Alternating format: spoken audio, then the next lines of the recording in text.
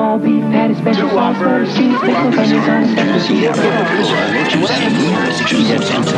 Now I said Kentucky Fried Chicken. There's only one way to cook it, and that's Kentucky Fried Chicken. I sit alone in my four-cornered room staring at candles. Oh, that shit is on? Let me drop some shit like this here. Reels. Welcome back, everybody, to the Bottom of the Pit podcast, where we look to the moon and swap our palettes. Today, we will be talking about our opinions on crossover games and how they affect the fighting game community, as well as guest characters' impact on the community as a whole. And then we'll be discussing the juggernaut of all crossover games. With me today, I have two other members of the food chain with me for a big, giant crossover bonanza. I have with me the Jamaican Shake. And beside him, I have Carvin chicken? Yeah, Carvin chicken. Yep.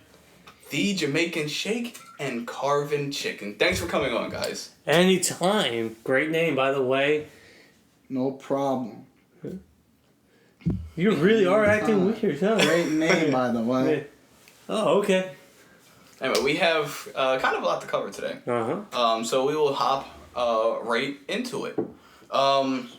Today we're going to talk about crossovers and guest characters and everything in between all that, you know what I mean? Yeah. So before I get started on anything, what are your guys' opinions on crossovers? I personally like it, but okay, so the game comes out, you get the full roster. Then what I would like to see personally, if like any type of post game, I don't want too much crossover characters because then I don't want the game to feel like it's pampering to this other fan base when it should be pampering to the main core of the game's fan base. For example, like Mortal Kombat. Personally, I would love to see either recurring characters that haven't been here for like more than 3 games. Because if it was a character from Mortal Kombat X, I don't want to see them as DLC. But guest characters are really good to fill that void. Let's say you get a crappy like DLC character, a crappy one where it's like, let's say we get what is it like Kunjin, right? We get him for MK, right? I think that would take the steam out of everybody. No, but let's say we get him, but then next character spawn. See, that will fill that void and everyone will forget about that. But if you put too much guest characters, I feel like you're kind of losing your identity to what your series is. I feel like the good blend of what MK is doing is just kind of like one guest character for like a pack. And I think that's good, personally. Okay. No, I don't disagree with that in a way. So, I think I will. With my idea with like crossovers, I mean I have no problem with crossovers. I think when it comes to fighting game crossovers, they start to.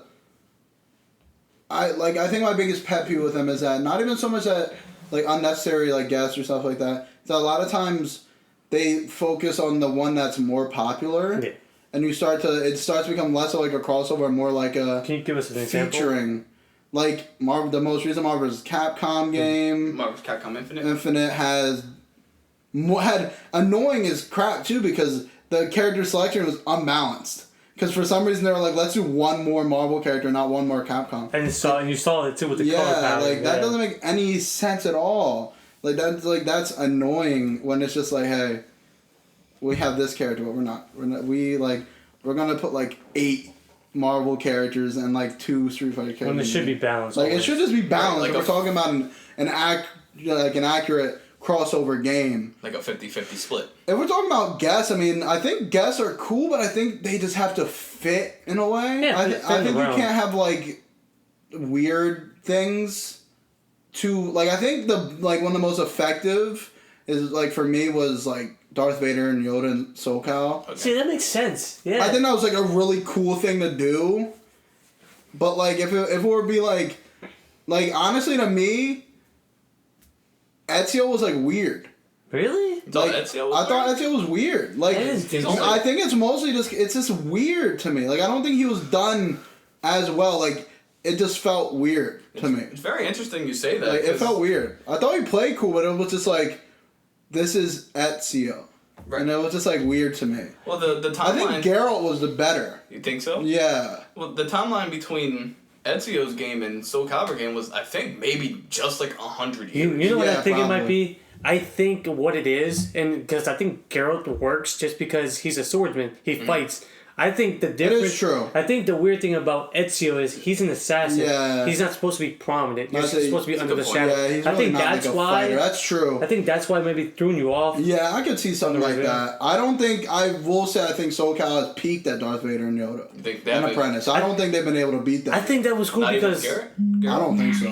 Not even a little bit. because I felt like it fit to the timeline because it's like it's a galaxy Yeah. far, far away and it's like medieval stuff. Yeah, like, But, I think that was cool. but the- like, I wouldn't be surprised if like Jon Snow appears in like Soul That'd be Calibur whack. 6 or But whatever, the weird thing 7. is but the only problem is with the issue with guest characters is sometimes they make the guest character as good as they are in their original source. Like Yoda, small, hitbox Mm-hmm. Yeah. small. Well, Yoda Yeah, was, you can was have a Yoda. a bag of problems there.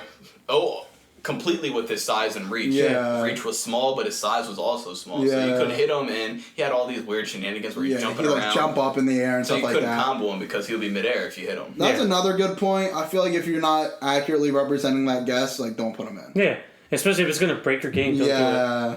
Because trust me, the community will speak out loud. Oh yeah. I mean, Yoda was like banned like instant. Yeah. Like instantly banned. Now there's while we're on the topic of how like a guest character can impact the FGC, I want to touch on the character that I think kind of to me, and it's just like really bittersweet to say, kind of ruined MKX would be Alien, the acidic variation.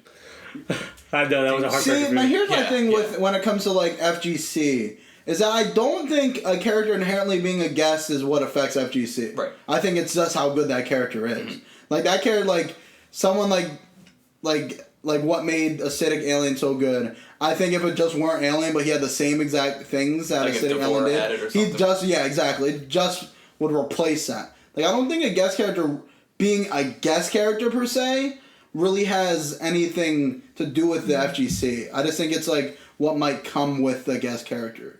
Like Yoda. I don't think people were like, we're banning Yoda because we don't like Yoda. It was like, He's oh, broken. he's short. Yeah. He had like it's not even fair to fight him. It's like it's not the character itself is what comes with that character. I think any character, if Dave SoCal had like just a random little kid character, and he did the same thing Yoda, they would do the same You're thing. speaking like that. Remember Injustice 1 with Yeah. Scorpion? Yeah. Remember day 1, his teleport? Yeah, his teleport. He couldn't block. Like your block. There's no block button, so you Yeah, had to like actually dump. just like quick block. or You had to jump or something. It You was had weird. to turn. You couldn't just hold a button and be And safe. there was characters that could teleport, but they weren't as good as that. Yeah, they're not as good And as then- that move. Because, people were excited to see Scorpion Yeah. faces. Because, we didn't have that since Yeah. Mortal Kombat versus DC. Yeah. So everyone was, kind of excited. Yeah. But then when he came, everyone hated him. Yeah, everyone hated him, and then honestly, when people learned how to fight Scorpion, it wasn't Yeah. a big deal. Well, that's kind of the problem with copy and pasting a character into another Yeah. fighting game, and I think the series that kind of suffers from that the most is the Blaze Blue cross tag battle. Oh, absolutely. BlazBlue's Wall Tag Battle is a mess. It's fun, but it's a mess. yeah, It's that's the absolutely perfect a way mess. to describe it. It's just like Marvel vs. Capcom too. It's just a mess. Like it's cool and it has a lot of cool things, but it is just like thrown together like crazy, and there's really no balancing. Every Persona character is like trash, except for like you, and then like every Under Night character is like dumb good. Like it's just like not. There's no. They don't effectively balance characters. Well, that's when I bring it up often. When it comes to cross tag battle, the reason why the Under Night characters they're dominant is because their games are big. They're not arena games, but their stages are massive. Right. So the characters have really far reaches, and the camera's panned out a lot farther. But when you drop them into a game that's smaller stages, closer camera, all of a sudden all their moves reach everywhere. Yeah, it's literally a character that has like a full screen beam, like a straight up like, bzzz, and you have to like the only way to get around it is like either to just like super jump it on time or like block it. Like that's crazy. And do you think that's do you think sometimes a developer will make a guest character overpowered on purpose? I mean, I'm sure there are cases of it, but I don't think inherently that is the goal. I think they don't. I think they test the character, see if it works. There's no bugs, but I don't think they test it against every other character. That's where we come in as the buyers, as the players. Then we start seeing like how good they mix up with other people, how good they are with lag per se too, and then that's when we start seeing all the holes in the characters. And I feel like when they're making them prior to release, they don't see it. They don't see like the issues. I just think like they have grand ideas, and they want to do those ideas, and because it's cool, you know, like oh, we can do it, and he did that in his own game, so we'll do that for this, and that just doesn't translate as good as like they might have thought it did. You know what I'm thinking of, and it's one of his banes of existence in Tekken 7. Oh jeez. Yeah, Noctis. Oh like yeah, how, absolutely. Like how really good he is, especially remember in his game in Final Fantasy 15. You move fast. Yeah, you you're all move over fast, the place. and you go right behind the enemy. You go right through the enemy.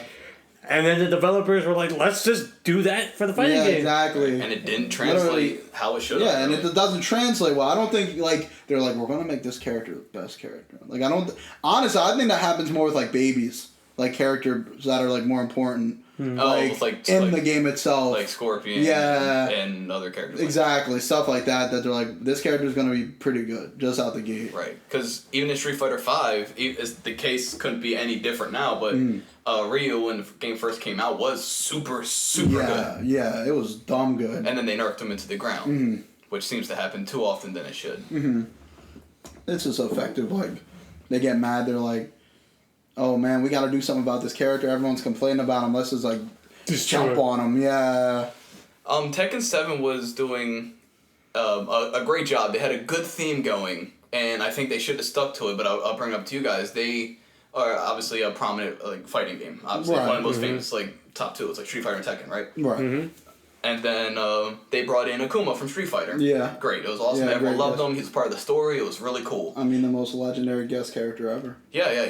We'll touch on Akuma later, but yeah, it was a great guest character. And then they brought in Geese, right? Yeah. Really cool. Another amazing boss character. Everyone loves Geese, and they were on a really good streak there. It was pretty good, right? Because it was kind of bringing the fighting game worlds together. Yeah. Right? Because that's what everyone kind of wants. Because there's a lot of people that kind of say, I wish all the games just cross over together. Yeah. And we're starting to get that a little bit. On paper, that doesn't work. It doesn't, yeah. Like, but, on paper, it's a cool idea, but it really wouldn't work that well. Yeah. But then they dropped Noctis. Yeah. And I think that kind of derailed it. See, and I feel that, but I don't think it's even so much of that's the problem. I think the problem with Tekken is that it took too long. For a character to come out. Season pack 1. Every character was like 4 or 5 months apart from each other. So if we were talking like, okay, we have Akuma, he came out on launch. And then we have Geese like 5 months later, we're like, this is really cool. But it took so long. And then they're like, we have this other character that comes out in another 6 months, a whole season later. And then it ends up being Noctis. And everyone's like... Yeah, that could have been any more underwhelming. That was 6 months of your time was... making that, like, you shouldn't even have wasted like 6 months. Yeah. But in another light, you know, if it were like every other month, like, oh, Noctis comes out this month, I'd be like, whatever. Right. You know, whatever. Because it's just kind of Noctis. Yeah. You know, it's not at that point, but they're like making a big event because it's like event character number 2, Noctis. Everyone's like, what? But I'm sure Noctis has a fan base. It's just not us. I think the problem with Noctis is that there was a clear agenda with Noctis, and that was to push Final Fantasy. Oh, yeah. As opposed to, Geese and Akuma. But Final Fantasy came out way before that. Yeah, it came out before. I mean, that's how Noctis got in. It's not like they chose, Tifa, who would have been a much better choice in the Tekken game. They chose Noctis because he's the newest protagonist of the newest game. Right. But do you think games like Tekken and Street Fighter and Mortal Kombat, when they bring in guest characters, they should kind of stick to the characters that kind of fit their world? I 100% agree with that statement. There are rules to the exception. Sometimes you can have fun, but mostly I agree with the whole. It kind of needs to fit in your realm. Okay. Because now what I'm thinking what MK's doing, since it's time travel, they're having these characters that have time travel in their stories that are going to be coming to our world. Like Terminator. Perfect. It makes sense. He's brutal. He's violent. Also, time travel is involved. The whole story of MK11 was time travel. He fits into that realm. Also, Spawn. I think that works too because I never read Spawn comics, but I'm pretty sure it's something time travel has happened. Honestly, He with comes Spawn, from- I think it's more fan. Yeah. Oh, When yeah, it comes to Spawn specifically, I think that's more fan outcry. But I mean, but he fits in the realm. he does like, fit, yeah. Because Oh, no, he absolutely does fit. Because of the Netherrealm. Because of NetherRealm and Yeah. aspects like that. yeah, and then also like if Ash from Evil Dead is there, obviously time travel. Yeah. So I mean, it all depends like on your theme because one character I feel like didn't really fit in their realm is it B from Nier? Oh, 2B. And that's in Soul Calibur. SoCal, yeah. That doesn't Yeah. fit per se just because the universe in that game is far in the future. Right, and Soul Calibur is far in the past. Far in Yeah, the it's like past, and I don't feel like 1500. her super tech works.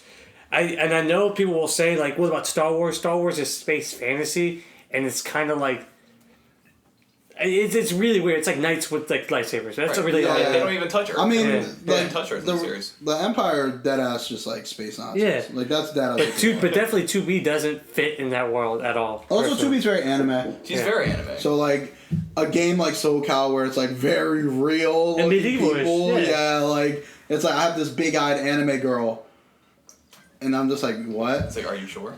When it comes, that's like such a difficult question. When like, because I really think it almost might depend on the game itself. Yeah, it's Like- game to game basis. Because like when it like SoCal, like it's weirder to have some like anime girl show up in your game. 'Cause you know But what Star character- Wars works, you like know. Link worked, and so Oh yeah, Link was Link is perfect. considered like one of the greatest. guest Yeah, characters Link was of all time. amazing. I think it's very like it depends on the game because like Tekken, Okuma works perfect. He does. Because like It it fits. works, Yeah. it fits perfect, but not so much. It's just very much game to game. Now, what about Negan? Do you think he fits into the Tekken world? Not really, honestly. Negan's a very Negan's unique just case so for something. cool. He's so cool. Yeah, that's everyone what likes it's Negan. cool. Does it fit so much? Not really.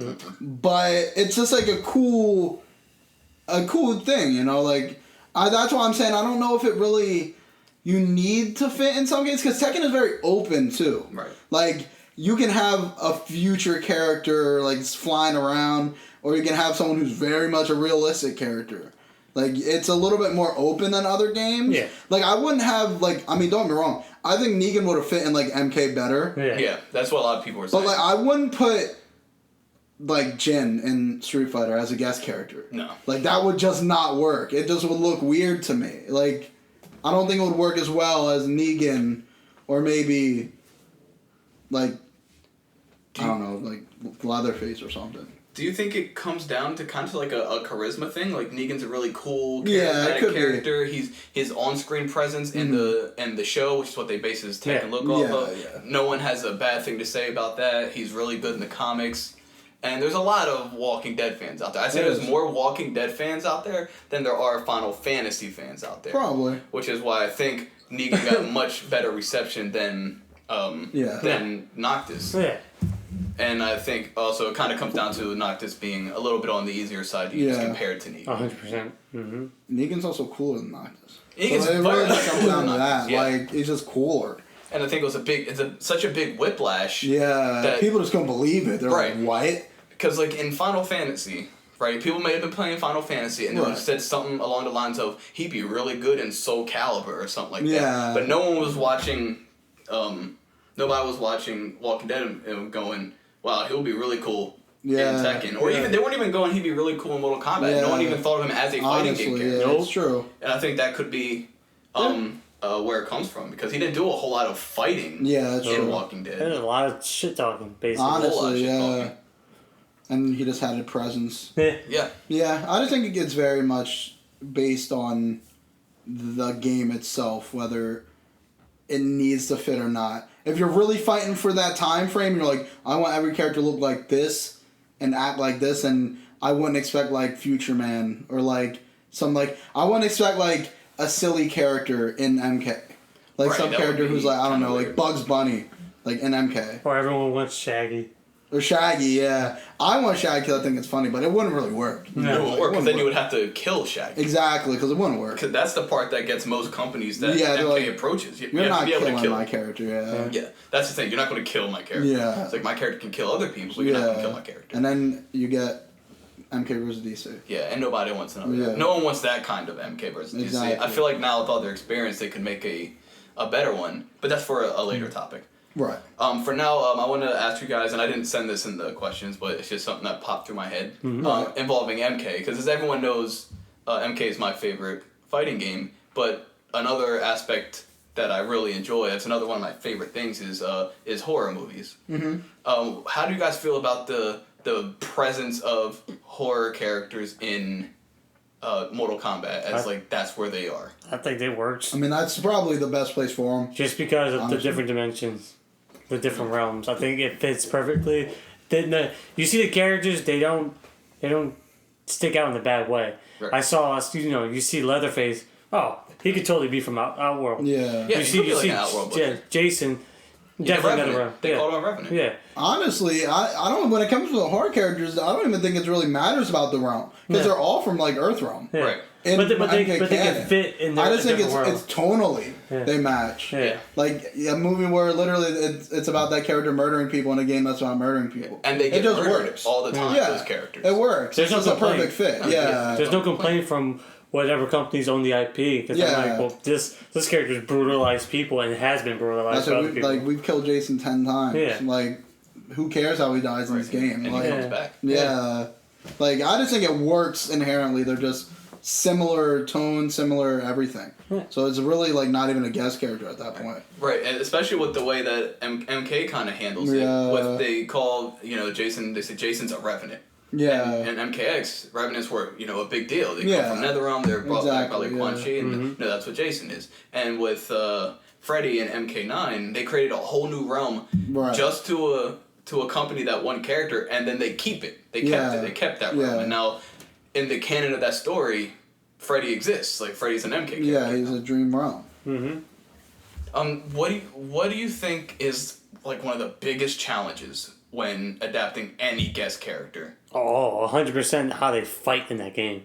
Because there's certain times, even like the horror characters, you don't really see them fight. Usually, a lot of the times you see them do one big slash, push, like or set up like the protagonist of the story. So to make them fight, it's kind of challenging because you have to make them look like they're actually fighting without them looking too goofy. Like Jason, you have to see Jason sprint, like dash, hit, block, do all these weird intricate moves, and it has to be believable for the game at least, and then also to like, yeah, I think that's how Jason will fight in real life in the fighting game. Oh yeah, it's not weird.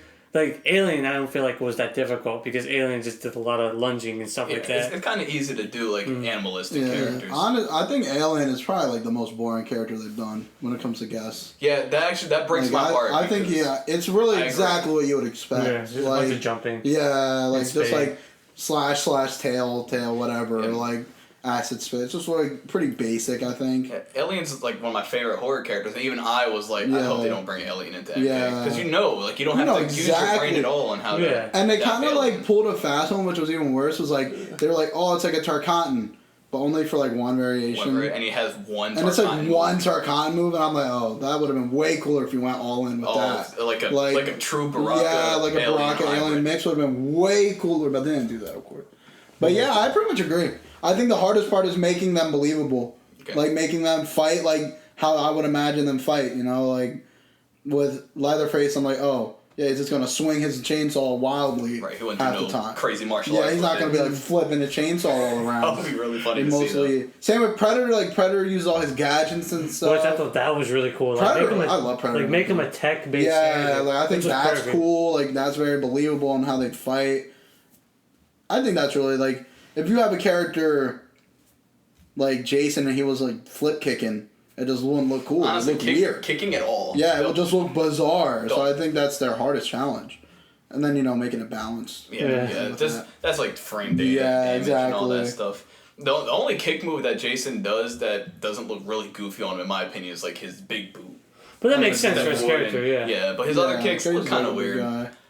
guy. Do you think it's really hard to for some characters at least, to make them really faithful to their adaptation to where you're pulling them from? I'll use Spawn as an example. Spawn from Soul Calibur 2. You had Spawn, but he's had like a small axe. Yeah, it was just like an axe. And at that point in time, his comic run had already ended. So they had all of his powers. It's not over yet. It's not over. It's Spawn's still going. Spawn's still going? Never got canceled. Never ended, actually. I wasn't aware of that. But a lot of people think like the story ended after 100 because then it went downhill, like quality. Yeah. Got you. But yeah, it's like going. 300 now, right? Yep. But even so, like he still had a lot of comics before that, and he kind of went with he swings his axe. He's got a lot of acrobatic kicks, and he shoots fire. Yeah, again with that, I think it's where they're going. A character like Spawn doesn't work in Soul Calibur very much because like I would never attribute Spawn as a weapon-based fighter anyway. When it comes to that, like a simple axe, like Spawn uses all kinds of demonic weapons like guns and all weapon chains, all kinds of crazy stuff. So I would never put Spawn in a game like that. Honestly, he would work in like a type of Blaze Blue type of game, I think. He probably could work in a Blaze Blue game. A fast-paced game? game? Yeah, just fast-paced, a lot of movement, a lot of animation there. He does a lot. He could work, obviously he'll work in MK because the variation system, you can give him a lot of different stuff. Yeah. Like, there's games like where you work better and where you're not going to work. Like, Link worked perfectly in Soul Cal. Right. He's a sword and shield. Yeah, but I wouldn't put gadgets. Link in Tekken. That would be weird. Like that would just look weird. Yeah, that would just wouldn't work. That's where they're going, you know. I agree. Because sometimes it clashes. Like you bring up Link and Tekken, like just his outfit alone will clash. Yeah, exactly. Plus, it'd be like this guy uses like sword, shield, bombs, and bow and arrow against this big character who headbutted a bullet. Like that, it just is weird. Like that just doesn't work, is what I think. I feel you. There's kind of a stigma to guest characters, and it's funny that we can get kind of excited talking about them. And if we were to go into like a discussion on a guest character like right now, we get get a little bit excited. Oh, this is a possibility. This is a possibility. This is a possibility. But if you look into the community itself, there's a lot of people who say, screw guest characters. I hate guest characters. Never ever bring guest characters, and only canon characters forever and ever. Amen. Well, what do you think about that? Why do you think there's such a divide between I love guest characters and I hate guest characters? Because it's plain and simple. You're not catering to your fans for the game. Like these people expect MK characters. These people expect Soul Calibur characters. These people expect in the regards of Smash, Nintendo characters. Some people just want what the series delivered prior, and it's this roster, this fan base, and some of these people don't want to bring, because some people are very like too close to their things, too close to their IPs or their franchises, that they don't want outside forces or sources coming in, like different fandoms coming in, thinking like, oh, I'm an MK character, and like you call it now and be like, oh, you're only MK character because you like Spawn. It's just different fan base. They don't want different fan base infecting their fan base. Right. Because we're some type of like ancient rich religion or something like that. Yeah, but like I can see to the point that some people just complain. It's like I want more characters in this world. I don't want characters from others because I will 100% be in that fan base in the Injustice realm. I did not want MK characters. I did not like Scorpion. I never liked him, and both of y'all can tell I was pissed off when he got revealed. Yeah. Same thing when Sub-Zero was announced for 2, and then Raiden. Literally nobody. 0% of people asked for Raiden. Man, they had to lie to get away with Raiden. Right, they had to lie to get away with him. I agree, pretty much. Like, I think it's more so people are just like they want they want that character from the last game. Like, for example, like, what character is in MK9? Like, Rain. Yeah. Rain, MK9. They're like, Rain's not in MK10. It's like, well, we have 8 DLC characters coming. Like, is Rain going to be there? They're like, no, Alien. Like, no, Predator. Then they're like, I don't want Alien and Predator in my MK. I want Rain back. And they're like, no. Leatherface. Yeah, and I'm like... and I feel, no, Leatherface. And I feel that in a way that they're like, dang, I like this character. And it's weird, like, you have this character that, like, let's say you've been playing that character for years, they're taken out, and then they put in some random character. Yeah. Like, that is just... I understand why that would be, like, annoying. I think a major thing, too, is there's no point of getting good with a guest character. There is no point. Because they're not going to come back. Yeah. So, like, you can play a guest character and be like, yeah, I really like using this guest character. But, like, you wouldn't take that guest character to, like, FGC. Because it'd be like, they're not coming back in the next game, so you're... immediately just kind of have to throw him down. I mean, unless that character is really good, like acidic alien. Acidic, yeah. Yeah, but acidic alien's not coming back. No, but like for that time. But yeah, no, I understand the use of like them, but it wouldn't be. Don't get attached. Yeah, don't get attached to that character because they're not coming back. Yeah, no one will call you. Oh, he's a character specialist. He uses Leatherface. Yeah, it's like character specialist. Yeah, no one's gonna be like, he's a guest man, character. I can't wait for MK11 where I can play as Predator. Yeah, and I'm like, no, it's not gonna happen. Ain't gonna never come back. Yeah, he's not coming back. As much as I think he'd work better now, he's not coming back. I say that a lot. I think every DLC character MK's ever made would work better in this game just because of how the variations in some. Especially the horror characters. Yeah, but like it's gone. They're not coming back. Honestly, it's over. So I think that's like the two sides. Like I want the characters that I've been playing for years, and not just popular characters in general. Yeah. And like, what about the people that enjoy the guest characters? Oh, it's just something cool, you know. It's just something unique. Yeah. But it also goes to this realm. Don't get used to it. Yeah, just don't get attached to that character. Because those people will be mad the next game that they're not going to come back. Yeah. Like people are pissed. Like, oh, where's Predator? I mean, like we had him last game. Right. Go play the last game. Yeah. One Predator. Honestly, the only character that I could see becoming a staple guest character would be like Akuma. Because he's part of the story. Because he's now. like intricate into the story. He is a Tekken. Yeah, so like fully like that's like maybe the only guest character I could see come back in another potential Tekken game. Right. Yeah, I could definitely see that. Like, but that's it, honestly. Because he was on the main roster. Yeah, exactly. Like, I wouldn't imagine. You know, like I didn't imagine Noxus definitely coming back. I want every Soul Cal game. I low key want Darth Vader back. He's never coming back though. No. Like that's just not gonna happen. Yeah, plus because the Star Wars IP wasn't owned by Disney then. Yeah, it was LucasArts at the time. Yep. So, like, that's just not going to happen. Mm-hmm. Honestly, it's kind of a shame, too. Because if the next Soul Calibur game were to bring in, like, Star Wars guest characters, it'd probably be Kylo Ren.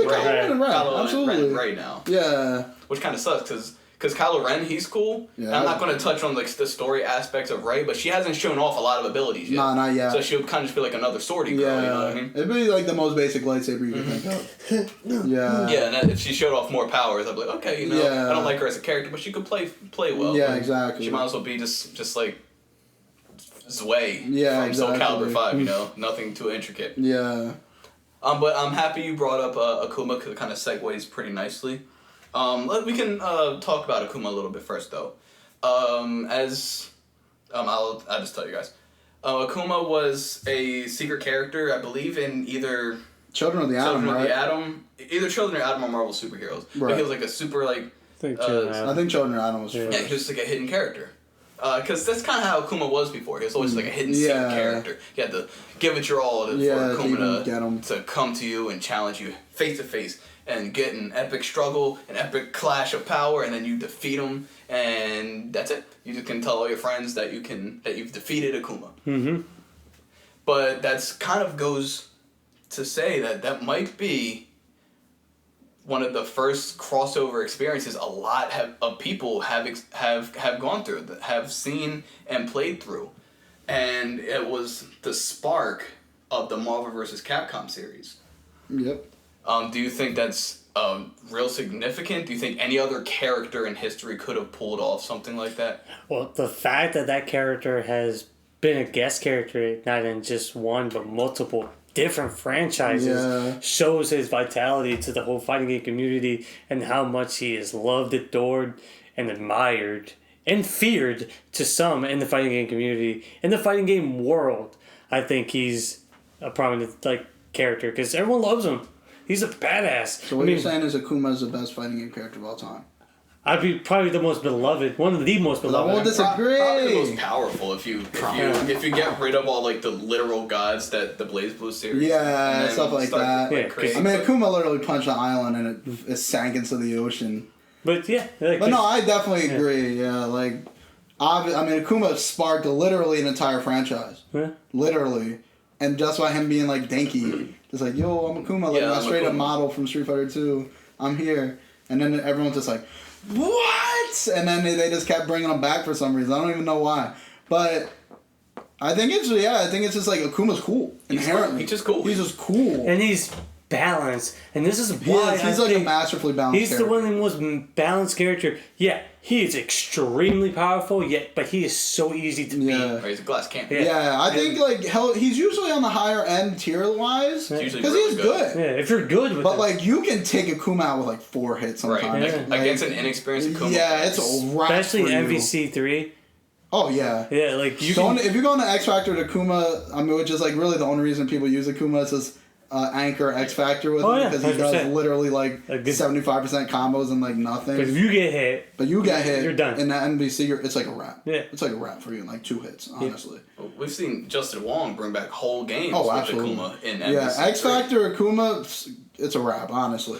but like no one ever says Akuma's too busted or broken. No, Because yeah. even in Street Fighter 5, they had to they balanced his air Hadouken. Yeah, they 'Cause, did. like, They nerfed his Hadouken in general. yeah. Yeah, he actually has caught a few nerfs since he released.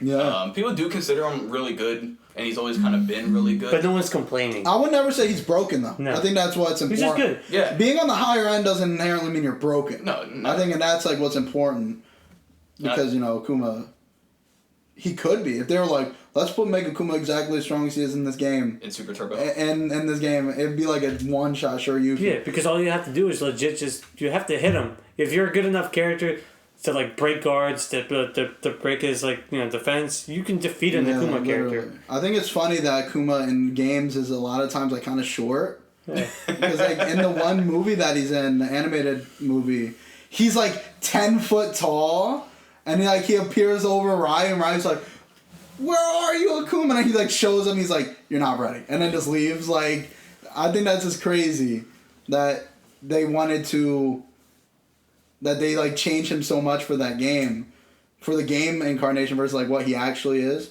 But I understand it's like all in balance. Yeah, you have to balance. Because if Akuma was as strong as he was, he'd like one shot like every The fight. entire cast, Like not yeah. a single fighter is like on that level except for like Oro. Well, he's got a history of one-shotting every single Yeah. boss that Street Exactly. Fighter ever creates. Yeah, It's always literally he comes Akuma's in, drop. bam, fight me now. And then he Like, dips. Yeah. And then it's gone.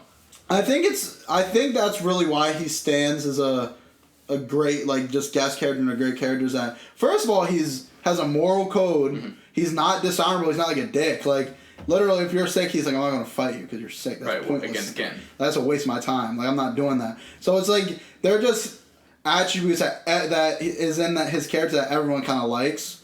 Plus, he's very simple. He's like not super hard to use. So it's like, yo, we can throw Akuma in here, like no problem. And he's just at this point, he is like the guest character.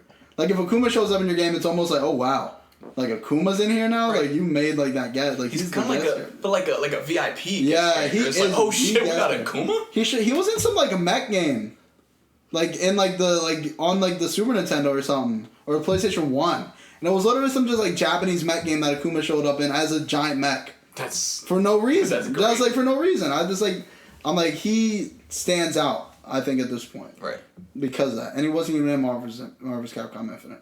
He was not. But then again, that's So that whole game is just a failure. Yeah. it's just on so many levels. Yeah. But the roster being number one, and since it was like for me, it was a roster issue.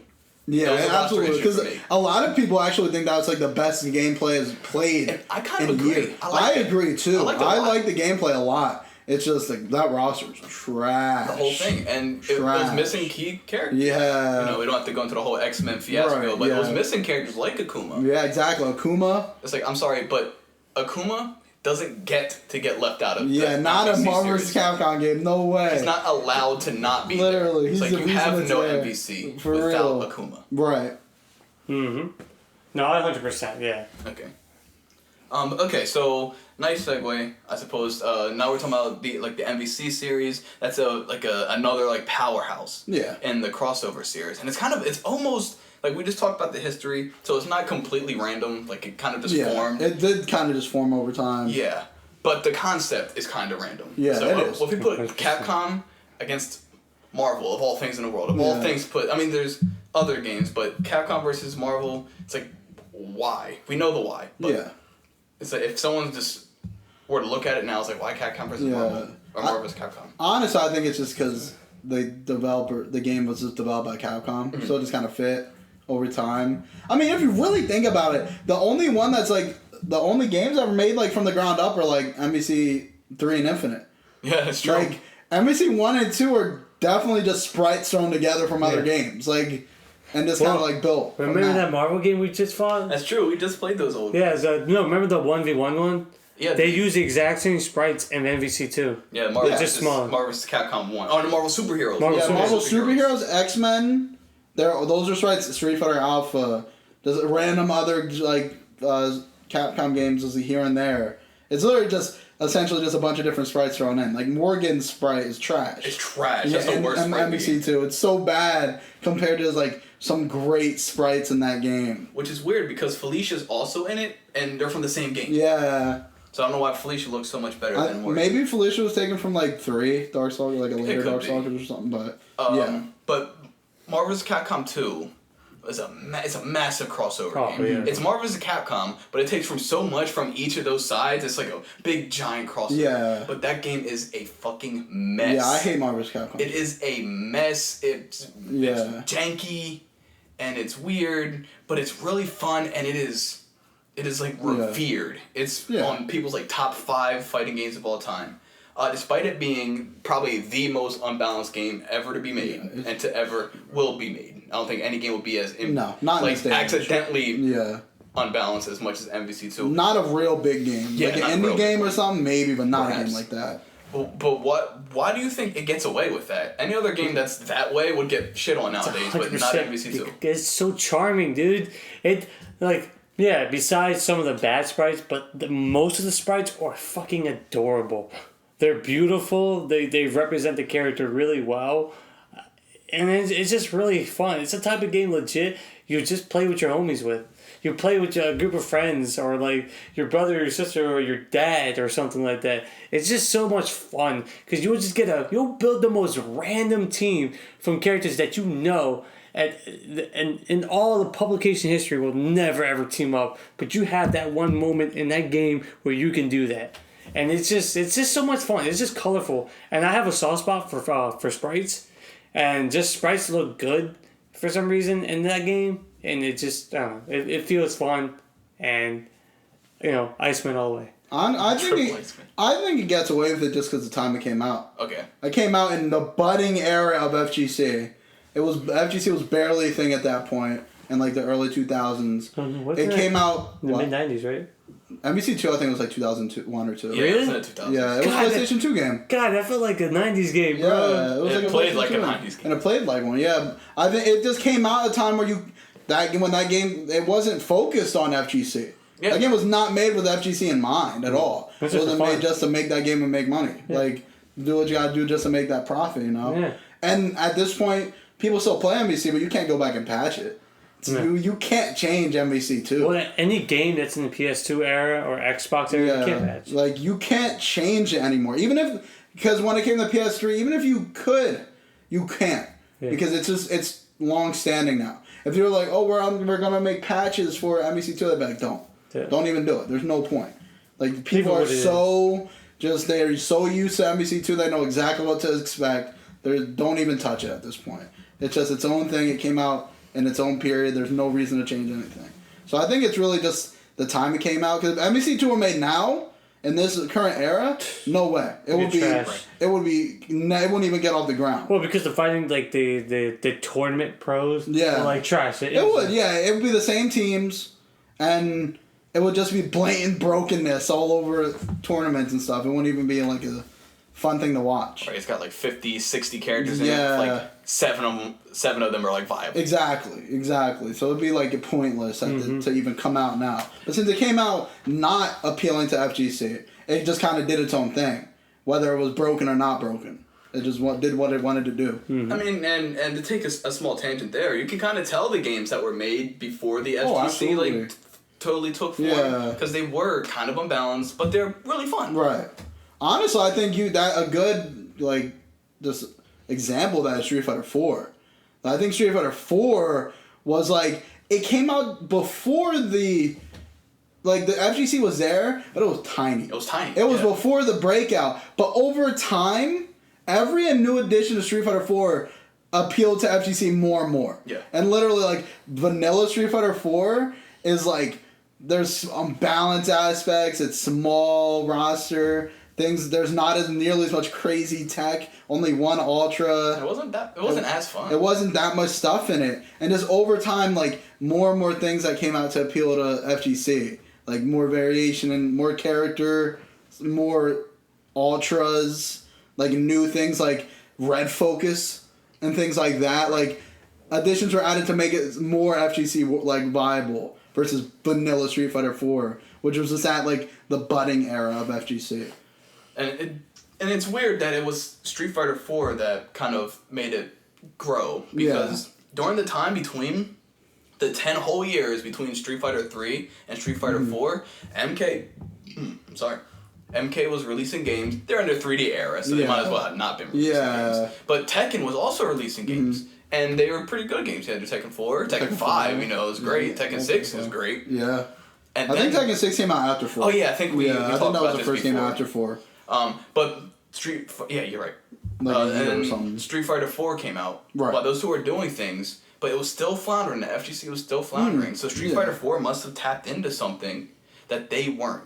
Yeah. Oh, yeah. And we can't really go into it now. Right. That's for another time, and that's another topic. But whether or not you're a hardcore Tekken fan or hardcore MK fan, or if you only like SNK games, you only like Samurai Showdown. I think everyone has to understand that without Street Fighter 4, those companies that do that would have been on to greater, different things. They wouldn't even bother with their fighting games. But anyway, when they're doing crossovers, since we're still on that, when they do crossovers, what problems do you think arise just in the development of the crossover series? Licensing. You mean NBC or just in general, any something versus something. Okay. Well, I also think it's just a lot of problems from that company that owns that IP. They might be like on the developer's ass, said like, yeah, we don't like what you're doing. No. Oh, when you like when the character get hit, you can't show disgust in the face. I feel like that might be a bigger issue, because I think these developers, they have fun making things when they're doing some fun and creative things. But when you have like not only your boss, but then like the other company that owns the IP, that boss is over your head. I feel like that becomes an issue to whether like the character is going to be in the vision of the company or the corporation. That's making it. Yeah, I feel that. I think that's a big thing with NBC. Like, NBC 3 and back, whatever, do it. Like, throw any character you want in there, essentially. And then NBCI was obviously, like, attributed to, like, MCU and things like that.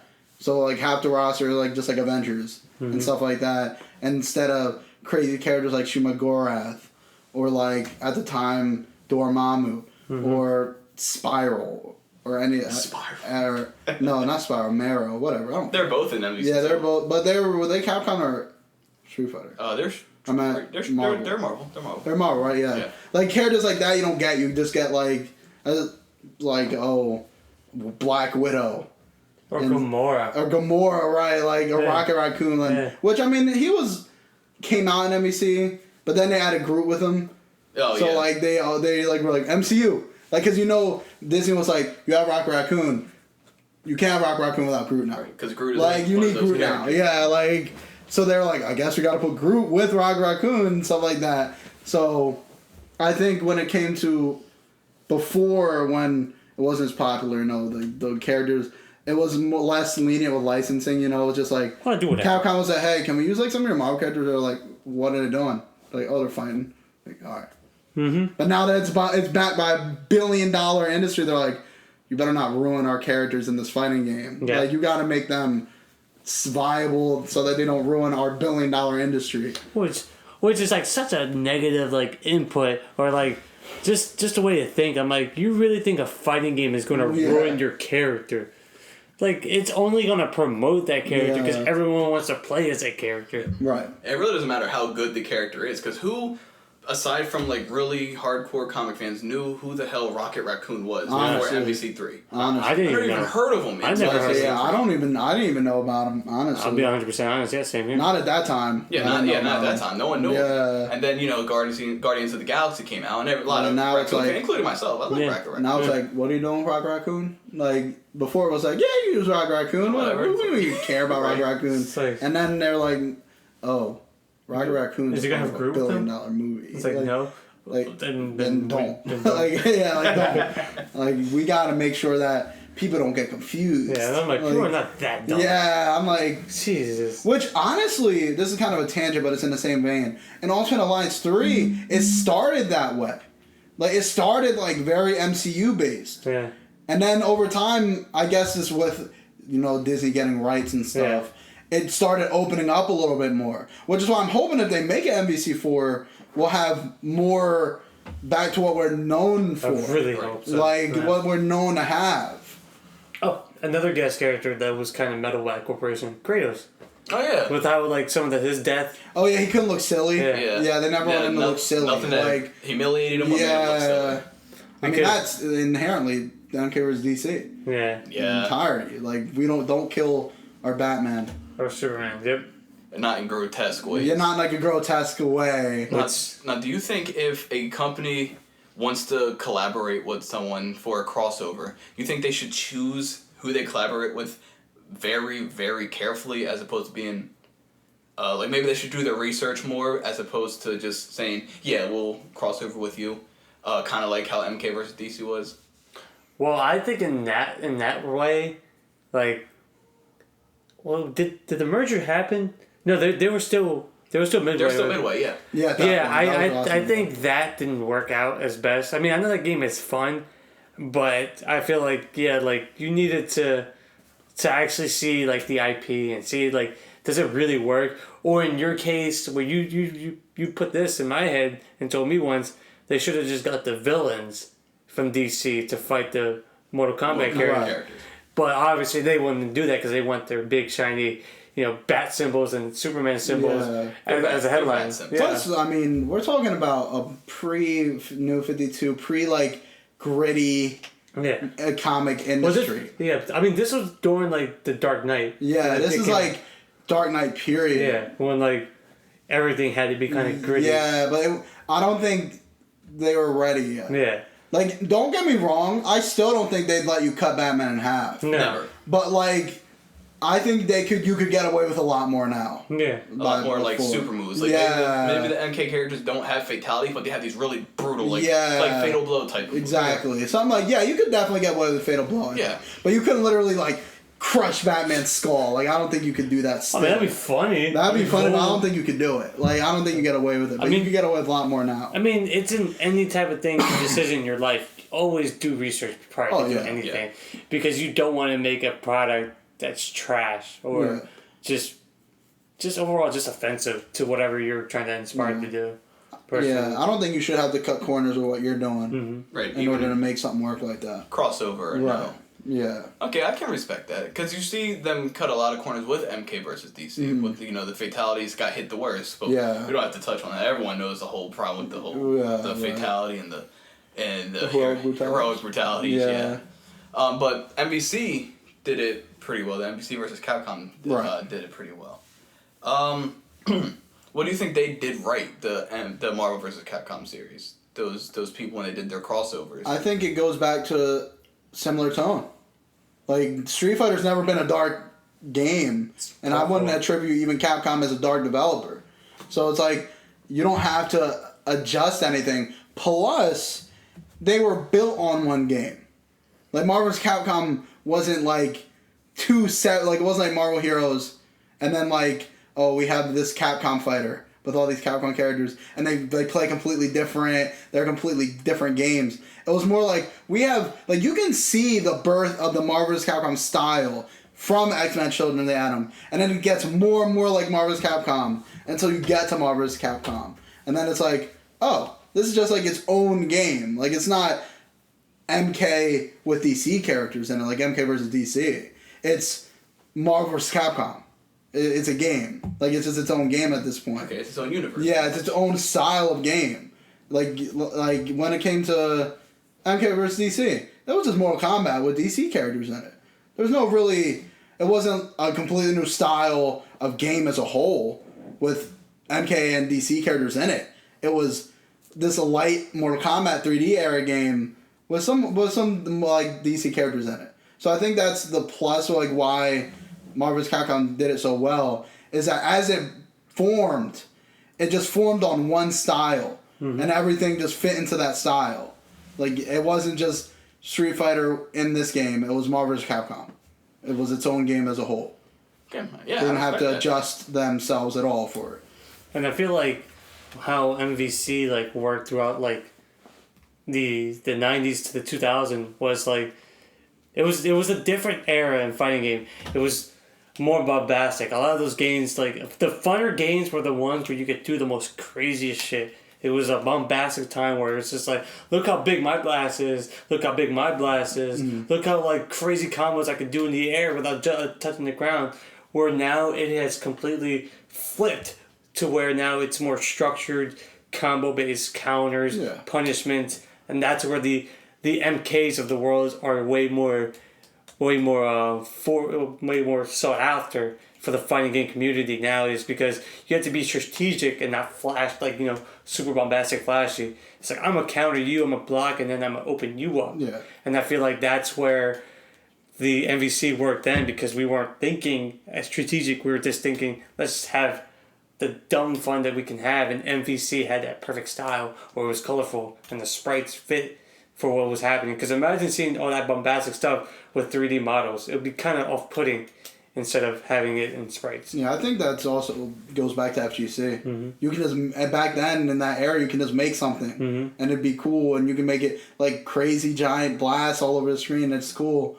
But now if you make it, it just won't work as well because people expect a fully balanced game that is like professionally able to be professionally Because played. it's like Fighters.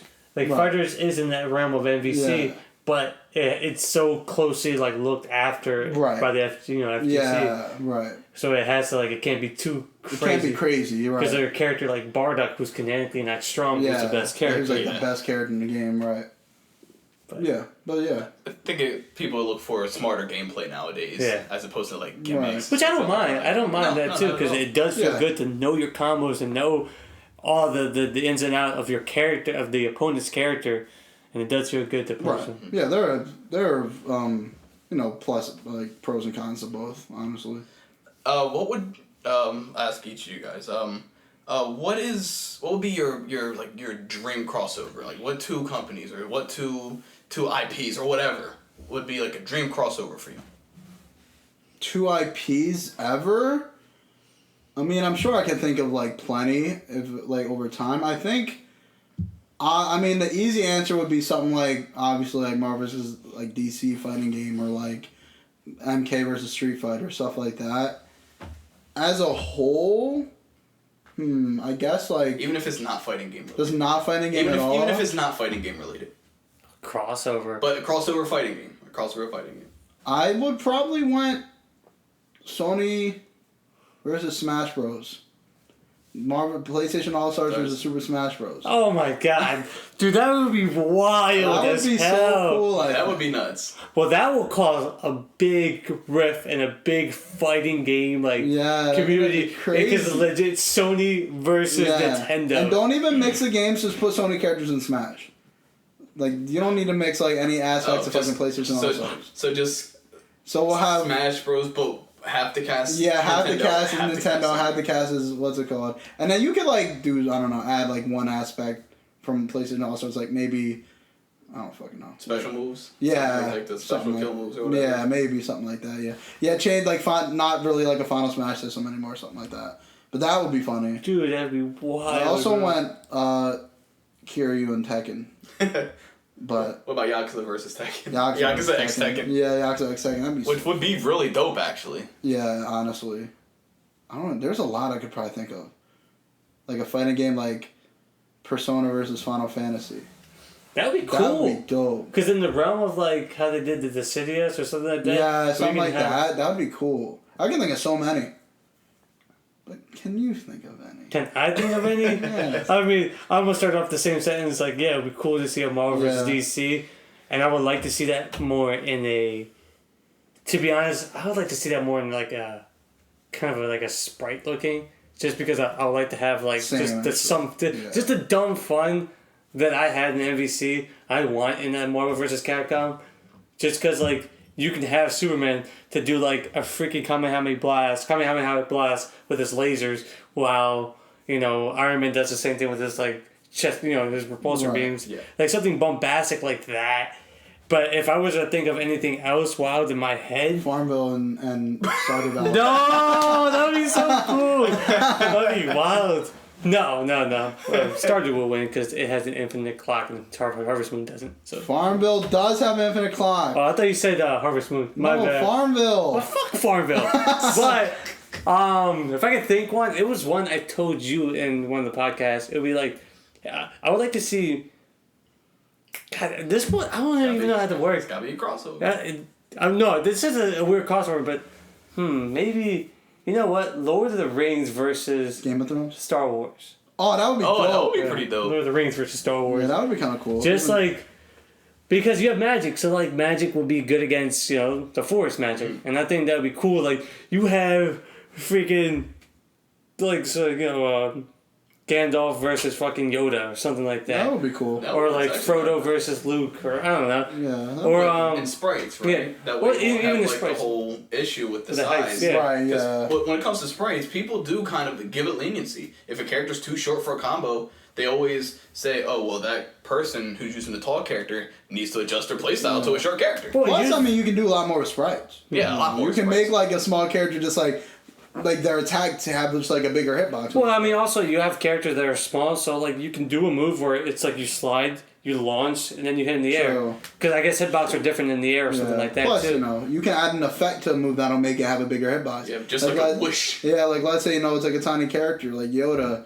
Instead of like he'll swing his lightsaber, but it'll have like a big effect or something. Yeah. Just to make that hitbox bigger. I personally think it would just be cool because they're two of one of the most beloved fantasy genres. One is space fantasy, one is just OG fantasy, and like in all of like pop culture history. Right. And it would be cool just to see them go at it. Face off. Yeah, because it's like two gigantic fan bases facing off, and I think it would just be really fun. And personally, because I do like both. Game of Thrones and Walking Dead would be cool. You know what? That would actually be good because I would they're get behind both that. extremely depressing. Yeah, they're both like really depressing and behind shit. that. And you can go violent and kill Yeah, people because characters exactly. both die brutally. I like Jon Snow and like Nobody's Daryl's sacred. motorcycle. Jon Snow and Daryl's Yeah. motorcycle. It'll be like, I don't even know. I guess you'll have like Arya pick up Lucille or something. Oh, yeah. Arya pick up Lucille. Or That no. wouldn't be her. Brienne will pick up Lucille. And then she used Lucille like a sword. That'd be dope. I'm into it. Why are they picking up each other's weapons? Or like it just picks up Michonne's like katana. Yeah, pick up a katana. I don't know. That would be actually pretty cool that'd because be cool. because they got White Walkers. Right, exactly. Zombies. It's like, well, essentially zombies. Yeah. Right. I would like in that hypothetical Walking Dead X Game of Thrones, I would love like for each side to have like a White Walker playable character and like a that'd be cool. regular Walker. You know what would be really cool? If like the final boss was like a bitten White Walker. Oh my That's god! a mixture hybrid. Yeah, it's like that a would be zombie White crazy. Walker. That'd Like be a- cool. like a Like a zombie White Ice Walker that King. was dead but like came back. Or no, Daenerys is infected. Daenerys gets Or- infected. Infected with like the zombie. Her dragon gets Yeah. infected. And then she gets But infected by Daenerys the White herself is Walker. very imposing. Yeah. And then she gets infected by the White Walker. Yeah. She's a hybrid, and then she's the main antagonist. Yeah, because Khal Drogo will come back too as a zombie. Yeah, well, we just get him as Aquaman. Yeah, We that'd just be go good. back as Aquaman. I mean, the Mountain is a zombie too. Yeah, He's Mount's already a zombie. That'd be Yeah. good. That's a good fighting game. Yeah. Damn, dude, you might have, Yeah. like, that's like such a weird That's thing, perfect. but it kind of comes together. Once you start to give it even a little bit of thought, like Yeah. wheels start turning, and then you start getting excited. I think that's kind of like the power of the crossover. You But start that would to think definitely have to about be it. like an MK type looking thing. Yeah, Personally, because Yeah, it it's has too to. pretty. It has to be violent. Yeah, and that bloody. would have to be violent, no Yeah. doubt. A game like that, I wouldn't want like if it's by MK, I wouldn't want fatalities. I want it to be like strictly brutality. Yeah, I wouldn't want like them Like to just get- finish off the match with like Yeah, just a yeah, kill like move. a But headshot. no requirements. Like each move has like a like kill shot. Oh, with that move, like where it hits boom, or Yeah. Right, like say Negan's got just like a bat move. Yeah, it's like the boom, bam. like you EX it, they bounce off the wall. Right. Some Yeah. shit like that. Mm-hmm. But if you kill him with it, regardless of what you did beforehand, there's no requirements. It'll just take the head off regardless. Yeah. Just take the head off regardless. Yeah. Like, Now- that's just how all the fights end. have you ever thought about that for yourself? Like, what 2 franchises would you like to see? Switch? For myself, it was trickier. Because what I always wanted to see, but it's not like just between like 2 things. I've always wanted, and I talk about this all the fucking time. know And you're this is talking the horror crossover series. I mean, technically, yeah. it is a crossover, yeah. Yeah, just all of them come Yeah. from different places. But I gave you guys like the stipulation of like 2 crossovers. Yeah. So if I were to choose something like that, it would be like kind of strange. Obviously, it'd be like fighting games. Mm-hmm. It would be the Skullgirls series, a crossover with the Guilty Gear series. That'd be cool. Yeah, I mean, I can't go into like much detail. You know who I'd like kind to, of similar. not even as a crossover, but as a guest in Skullgirls specifically. I don't know why. Like an old Disney character like Cuphead. Oh yeah, that'd be kind of cool. Like since it's like all hand animation, I think it'd be cool. Like you have like It'd be cool to get, like well, what was Mickey Mouse's name in the old 30s? Listen, well, it was always Mickey Mouse, but you mean like Steamboat Willie? yeah. Like, Like something imagine like that. Yeah, Him and like Pete. an old That'd be so style cool. character like that. I think would be really He cool. fits. Well, I've Yeah. always like played in my head too, like the Hanna-Barbera versus Warner Bros. Yeah. Like in my head, that's always like I want that Yeah. crossover fighting game. Dog. See, that's cool, but I feel like Warner Bros. Like are old cool. racist Disney versus old racist Yeah. Warner Brothers. Yo, that would be so cool. With old racist backstage. Yeah, old races Warner Bros. Is a lot funnier than old races Yeah. Disney though. Well, yeah, they had more fun. Yeah, They had more they were fun. more fun. Dude, that'd be really cool. Yeah, I that's what I think about a lot, Yeah. and I start to go over like what characters and how they would play, what Yeah.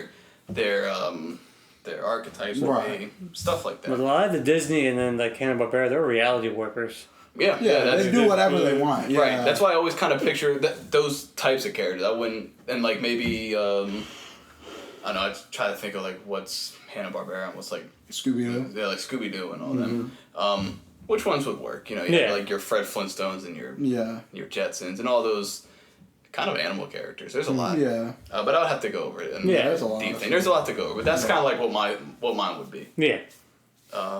Cool, but that's very interesting. Both your guys is very Right. a lot more interesting than mine because it's more like out of the box really. You know, like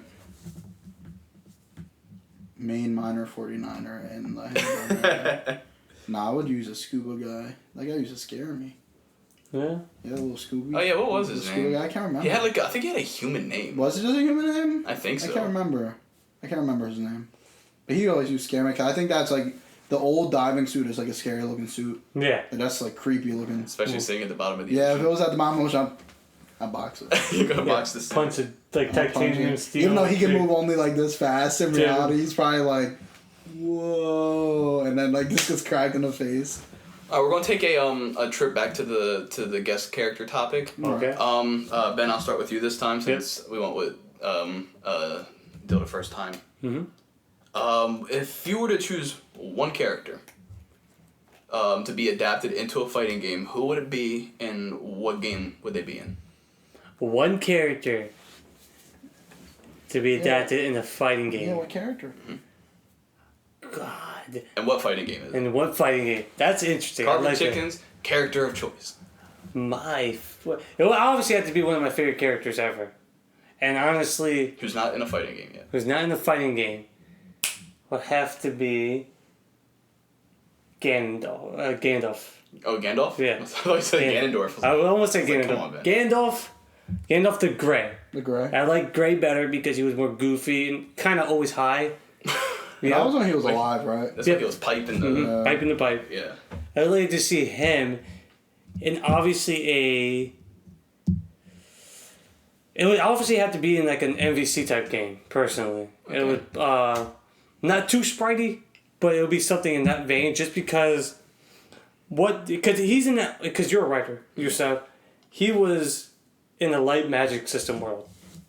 And I feel like for like a sprite game like an MVC, I think he'll fit in that realm just because he could do whatever he wants in a very bombastic way. I mean, when he fought the Barlog in the Lord of the Rings, it's just a little wizard facing this gigantic demon. I mean, you can't really do that in a Mortal Kombat type setting or a Street Fighter type setting.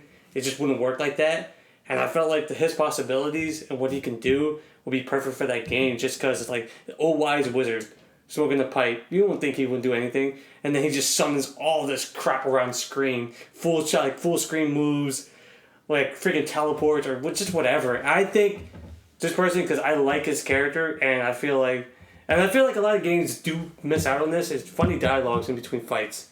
Like, you say something funny. I think MK does it sometimes, but I tune out sometimes and don't hear the funny dialogues. Right. Well, especially if you've been playing the same character and you've heard all the dialogues so many times. Well, sometimes you just can't hear it because sometimes the stage music is too loud.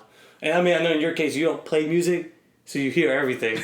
But personally, for me, just because I've always loved the character, when watching the movies, I always thought he was like the fun, goofy character. And one character, I'm like, I'm always gonna stick by your side just because I know you know shit. And it'll most likely be in the vein of what I said, like the Lord of the Rings versus Star Wars type. Star Wars. Yeah. But if I were to pick him, probably like in MVC. What about like Soul Calibur? You think he'd fit in Soul Cal? Too much magic. He could just style looking wise, but fighting wise no, because it would just be like a 2B type thing. Gotcha. It was just the things he does just wouldn't make sense. And Soul Calibur's always just been purely weapon based. Personally, in my heart, it should always stick to weapon based. Got you. So MVC type of engine type of deal. Mm-hmm. Okay, I could see that. It'd be funny seeing such an old man like hopping around all over the stage, like jumping and like bouncing off. Doing infinite combos. Infinity moves. What about you? I kind of already said mine. Oh, what was that? Kiryu. Oh, Kiryu for Tekken. Is Kiryu from that? From Yakuza. Yakuza. Okay. I wanted Kiryu and Tekken for like so long. Like honestly, ever since I like thought about that, I was like, that's a god level idea. Honestly, I think that's such like a cool. Like he would work perfect. Honestly, I think he would work, especially now in more modern Yakuza games. He would work perfect. It wouldn't even be hard. Honestly, they're stupid for not doing it because it's like just like so easy and it'd just be so cool. No, what Tekken game had that free roam with Jin? Oh, Tekken 5. Tekken 5. Mm-hmm. See, Yeah. like that kind of feel like a Yakuza anyway. Like so. it would be cool. But what would you make him stand out like fighting wise? What would be like some of the quirks that like will work in a fighting game for him? And a fighting game for him, like in Tekken specifically. I mean, Kiryu has like all his heat moves. Yeah, give him a heat meter. Just give him a heat meter. Yeah, give him a heat meter. Honestly, in Tekken, in order to balance it, they probably give him extreme heat. Mm-hmm. Oh, okay. So like he'd go into like his extreme heat mode, and then he'd get like new combos. And Kiwami too, that introduced like him essentially being like a grappler too. So like he could easily just like combo string into like grab your leg, do whatever, all kinds of crazy shit. That's why I think it'd be so easy. I think he fits just because from the gameplay I've seen of Yakuza, he does like really bombastic moves that fits for Tekken. It would be perfect for that kind of game. Honestly, it'd be perfect. Like, there was like rumors, and I got like immediately turned down by Harada. They were like making new characters. And he said no Kiryu. Yeah, no, they didn't turn out Kiryu. They was like, no, we're not making new characters right now. Oh. There was like a big data leak or something that they had characters, and Harada was like, nah, not right now. Oh yeah, I remember. Like so, and everyone was like, even in the comments, everyone was like Kiryu because it's the most obvious choice. It's amazing. He's had a resurgence. And since like with the quad. I mean, well, Yakuza's never been this popular. Yeah. Never. Even Judgment got an English dub. We haven't gotten an English dub Yakuza game since 2005. The first Yakuza game. Like, that's crazy. Like, we're at a peak popularity with Yakuza. It's a perfect time. And I think Sega's it's doing some good stuff too. Stupid not to, because honestly, Sega's is on like homegrown right now. They have no big industry level ideas. They're not like, we gotta make this game last 10 years. They're just like, let's make this game. Yeah. And then it comes out. That's what they do with the Persona stuff. Exactly. Yeah. Like, there's like, we're gonna make this game. They're not doing anything serious. They're doing the old school game, like the thinking of game. Let's just make this game, and then the next game. Yeah, exactly. Like I think Kiryu could work in other games. Like I wouldn't put him in something bombastic like MEC. No, but I could see him in Street Fighter. He could work in Street Fighter. He could work in Street Fighter. He could probably work in like a Persona game, like arena level of fighting. Like I wouldn't go too much crazier than that. Right. But I wouldn't mind seeing him in a Sprite. I think that'd be cool seeing him. Carry Sprite. Yeah, he does have a Sprite. Oh yeah, for the from that like Project X Zone. Yeah. I mean, it makes sense since he does a lot of weird fighting moves. Exactly. Stuff in the game. Yeah. It's goofy too. Yeah, you could easily put him. I wouldn't put him in like MK. No. He's not brutal. He's too nice. Yeah, he's too nice. Yeah. MK is a little too stiff for. Yeah, I would Kiryu. agree. Yeah, he's like, I'm just gonna destroy you here. Like it's not like I'm crazy. Nah, he's probably just gonna knock you out. Like he's just gonna crack you in the face. Right, and then he walks away. It'll be totally out of character. Yeah, exactly. He would never just like rip someone's head off. That'd be stupid as hell. That'd be like watch the next Yakuza game be like rated M. Well, Kiryu's not not rated M. But like they are rated M, I think. Yeah. Watch it like be extra. Yeah, he'll be like just tear people's hearts off. Like he'll just snap like the final boss. I mean, sometimes he like kills people like in game. You like stab him with a knife. You know, like that the one that they added in 6, I think, where he stabs you and then like knees the knife in deeper. Like, I was like, oh my god, that was brutal. It's like, sorry, you killed him. He has other ones too, where like if you have like tweezers, he'll like rip your nail out and stuff like that. Or he'll like never grab tweezers. Or he'll with like the box of nails, like jam all the nails in your mouth and like punch you. That's like unnecessary. I mean, he's Why? still a Yakuza. He's a ex-Yakuza. Yeah. Well, but he's lived that life, you know. Well, Tekken doesn't have a Sega representative yet. It doesn't. He's got a Capcom. They've got SNK. It's true. They got Square Enix. Yeah. They got whatever Walking Dead. AMC. AMC. What a AMC representative. They don't have a Sega one. So honestly, it'll be really cool if they didn't take the obvious route and put like a Virtual Fighter character and went with Kiryu instead. Yeah, that would be a million times better. That's if they, I'm gonna say this right now. I'm gonna put this on the table right now. If they add a Virtual Fighter character over Kiryu, I'm deleting Tekken 7. I'm never playing. Are you really? I would never play it. Is that a fact? I'm putting that on the table right now, recorded for everyone. If Kiryu is in it, I'll pick Tekken 7 up in like 2 seconds. It will be re-downloaded. I'm the best Tekken 7 player I've ever seen. Well, it's this moment right here, what you just said, where you can probably thank Dead or Alive for taking the most popular Virtual Fighter characters. It's true. Like they're not. Like, Tekken's not about to bring in Akira. Because Akira's in Dead or Alive. Yeah. Who else can they bring? Oh, who's the second best? Sarah Bryan. Okay, let's bring her. Oh, wait, Dead or Alive's got Sarah Bryan already? Yeah. So the main 2 characters of the game are taken. What are they going to put? For some real. Third? Shun-Di? They'll put Kage. Some Kage? Like, are you kidding me? I'm so serious, yo. I'll block her out on Tekken. I'll do It's gonna be a beast on stage. It's gonna be a beast on volleyball stage. If a Virtual Fighter appears in Tekken 7 and not Kiryu, I will never play that game again in my life. Never. I'll say nope. I'll skip. Who's a Ninja Ryu? Is that his name? In Virtual Fighter? And no, it's Kage in Virtual Fighter. Kage's the ninja. And Dead or Alive, it's Ryu Hayabusa from Ninja Gaiden.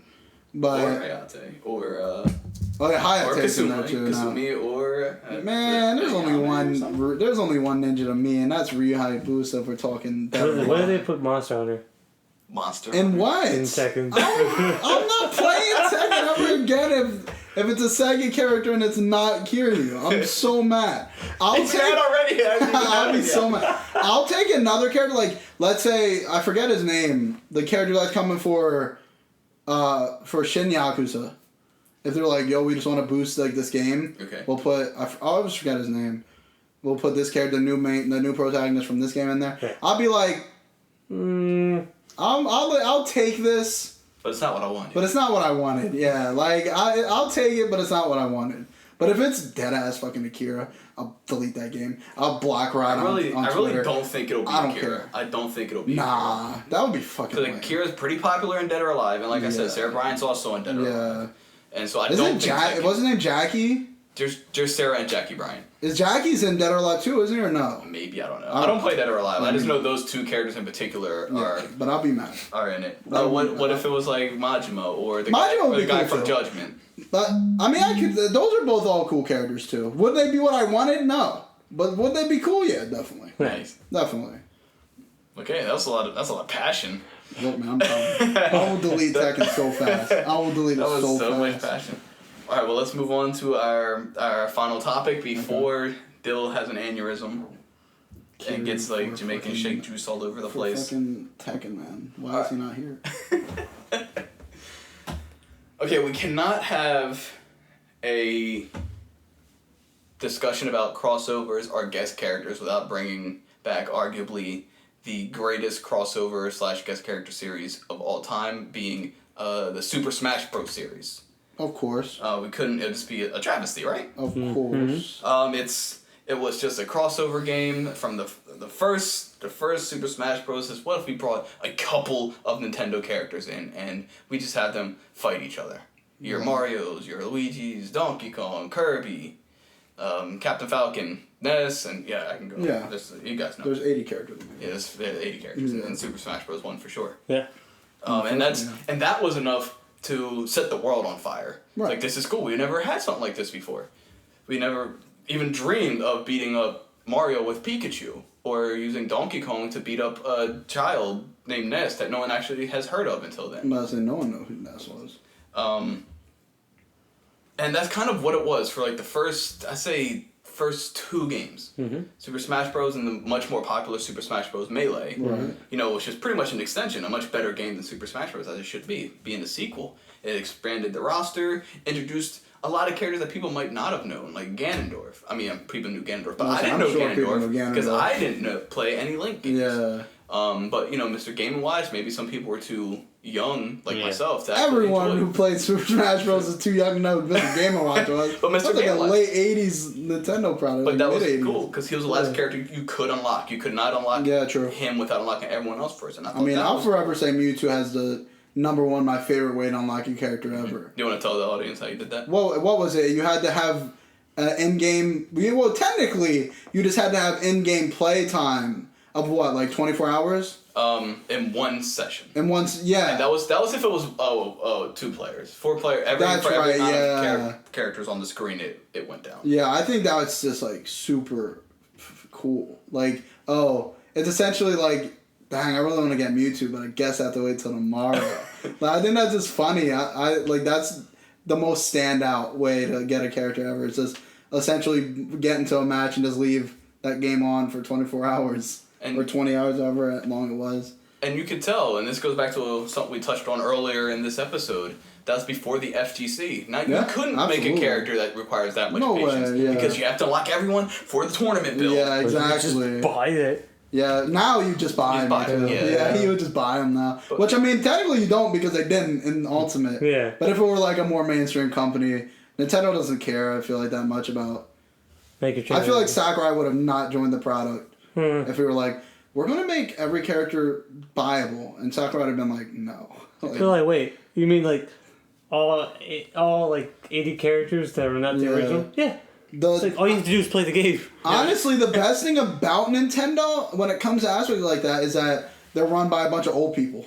Oh, yeah. Who've just been in the game for so long that it's just like... The late CEO who passed away, he legit took a pay cut to make sure... To make sure that no one got laid off in the company. Yeah, during the Wii U failure. Yeah. Plus, the only reason fucking Pokemon Gold and Silver were as big as they were was because he worked himself to help them out. Like, just so that they can get that game. There's so many games that are only done because Iwata was like, alright, let's get this game. Yeah, I will say Nintendo is behind on a lot of, like, they are current things, but their ethics to game making is freaking beautiful. Yeah. And Smash Brothers is a testament to that. Bro, put, like... unmatched. Yeah, put it the connections to all these IPs and that they talk to. Faithfully. And if we're being painfully, like, real and honest right now about what you just said... Nintendo is the sole company that could pull that off. Yeah, absolutely. Capcom could never pull that off. MK could never pull that off. Nintendo has no beef. No beef with nobody. They have no beef at all. They're chilling. They're over there. Because people like Xbox are just throwing in the Nintendo. I'm like, Nintendo's doing their own thing over here. It's like, own spectrum. Yeah, and they've always just been doing their own thing here. Like, they're not in competition with them at all. We just make it look that way because of how consoles come out. Right. But in reality, I don't think any Nintendo console has been made because they're like, we gotta make something for the PS3 and Xbox. Like, the Wii came out with the PS3 and Xbox, and it was barely stronger than the GameCube. Right. But they knew the idea was that they're powerful. still making a Wii game. Exactly. The Wii came out, 2008, 2007? No, 2006. Was it 6? Yeah, same week as the PS3. That's right. Over 10 years later, and they're still making a Wii game. That's a testament to like how Nintendo is to their brand. Exactly. Yeah. They care. They put the most faith in their things, and That shows in Smash. Nintendo. But here's the thing about what you said. Nintendo is so picky about their products that they don't let people out. No, yeah. But because they know how to make their product, and companies see that like, damn, this company is a perfectionist. Right. I think I can give my IP to them and they'll make something good. Exactly. That's why. They have a good reputation. That's why Nintendo games like Legend of Zelda or Mario or Smash or Mario Kart, they sell consoles. People only bought the Wii U for like Smash. Mm-hmm. That's like legit it. Like there was like 2 games where like sales surged, and it was like Mario Kart surge, and what did Smash the Switch surge. What? What did the Switch launch with? Legend of Zelda. Exactly. And then a year, not even a year later, 7-8 months later, Mario Odyssey. Like legit, it was like 6 months later. Yeah, Mario Odyssey 6 months later. Killed the market. And then a year later, Smash Brothers. And and then a year later. Yeah, a year later, a year and a half later, Smash. And those are, and plus, every other game that's been out since then, and it's killed the Wii U, like, I think... Wii U had great games, including Smash 4, but the Wii U was just unmarketable. It was marketed terribly. It's a lot of the accessories were too expensive, but you know what? You know what the Nintendo could have done? They could have like dropped all the games from that. No, they got the Switch. They got a better type of PR for the Switch, and they put all the games because they knew these games were received well, but weren't sold well. Yeah. They knew that they had faith in these games to just port them over. The Wii U walked so the Switch could run, is what it is. Yeah. But even going back to Smash, look at characters like Ness, characters like Samus, who are still alive and kicking in Smash, but haven't had a mainstream game in years. Especially Samus, who's like one of the pillars from Nintendo. Yeah, and Ness hasn't had a game since Earthbound, right? Earthbound. Yeah. And that was 90s. Because Mother 3 didn't have Ness in it. It was Lucas. Yeah, nobody. And that's not even in America yet. Well, what about Captain Falcon? Captain Falcon hasn't had a game since GameCube.